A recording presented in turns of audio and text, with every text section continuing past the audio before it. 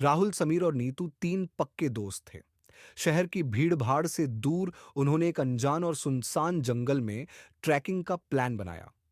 यह जंगल अपने भूतिया किस्सों के लिए मशहूर था।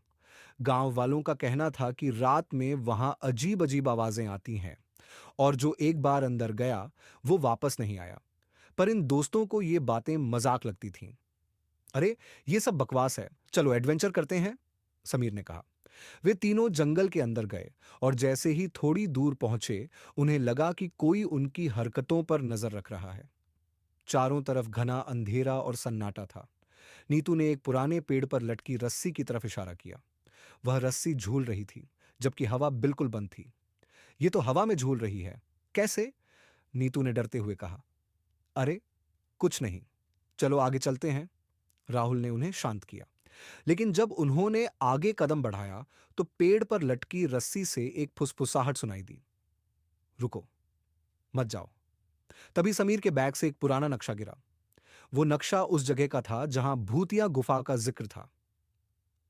वाह, ये तो और मजेदार हो गया। गुफा देखने चलते हैं, राहुल ने हंसते हुए कहा। नीतू डर रही थी, लेकिन बाकी दोनों ने उसे मना लिया। गुफा के पास पहुंचते ही माहौल अचानक बदल गया। पेड़ों की सरसराहट और दूर से आती भेड़ियों की आवाज ने उनकी हिम्मत को झकझोर दिया। गुफा के पास एक पुरानी लालटेन जल रही थी, जो अपने आप जल बुझ रही थी। वे जैसे ही गुफा में घुसे, अंदर ठंडक बढ़ने लगी। दीवारों पर अजीब निशान बने हुए थे। ये देखो, ये किसी जानवर के पंजे के निशान लग रहे हैं, नीतू ने कहा। अरे, जानवर नहीं, ये किसी राक्षस के हैं, समीर ने मजाक में कहा। लेकिन तभी गुफा के कोने से एक जोर की चीख गूंजी। सबके हाथ पांव कांप गए। चीख के साथ हवा में एक छाया उभरने लगी। कौन है? क्या चाहिए तुम्हें? राहुल ने हिम्मत कर पूछा। छाया ने जवाब दिया। तुम्हें यहां नहीं आना चाहिए था। अब तुम तीनों इस जंगल के हिस्सा बनोगे। तीनों डर के मारे भागने लगे, लेकिन गुफा का रास्ता जैसे गायब हो गया। हर दिशा में वही दीवारें दिखने लगीं। समीर को अचानक महसूस हुआ कि उसके पैरों को कुछ खींच रहा है। वो जमीन पर गिर पड़ा और चिल्लाने लगा।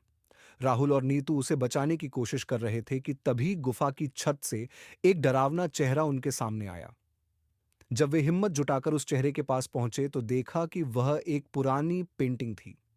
पेंटिंग में जंगल के पुराने राजा की तस्वीर थी, जिसे गांव वालों ने भूतिया बना दिया था। पेंटिंग के नीचे लिखा था, जो इस जंगल में आएगा उसे अपनी कहानी यहां छोड़नी होगी।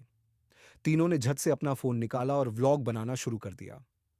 हमें भूत ने छोड़ा, लेकिन हमने अपना एडवेंचर रिकॉर्ड कर लिया, नीतू ने कहा। चलो, ये कहानी लोगों को सुनाते हैं, शायद भूत खुश हो जाए और हमें जाने दें। जैसे ही उन्होंने अपना वीडियो खत्म किया, गुफा का रास्ता खुल गया। बाहर आते ही वे हंसी मजाक करते हुए बोले, अब ये वीडियो ट्रेंड करेगा। लेकिन घर लौटते ही उन्हें अपने चैनल पर एक अजीब कमेंट मिला। अगली बार बचोगे नहीं।